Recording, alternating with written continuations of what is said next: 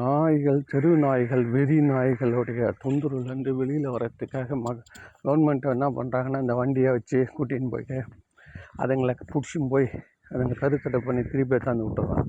இந்த blue star அவன்லாம் அவனும் கத்தின்னு இருக்கிறான். எதுவும் நடக்க மாட்டேங்குது. நாய்கள்கிட்ட நம்ம நிராயுதபாணியாக இருக்கிறோம், நம்மளும் நம்ம குழந்தைங்களும். அது பாம்பை விட விஷமாக இருக்குது.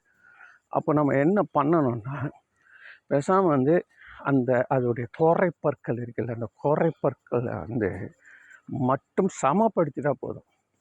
அவன் என்ன சொல்கிறான்னா, அதோடைய ஆழம் உள்ளே இறங்குது இல்லை, அது முக்கால்வாசி இறங்கினா தான் அது மனுஷனுக்கு ரேபிஸ் வருமா. பெரும்பாலான நாய்கள் அது எல்லாம் அவ்வளோ டீப்பில் போகலை. அதனால தான் நான் எல்லாம் தப்பிச்சுன்னு இருக்கானுங்க.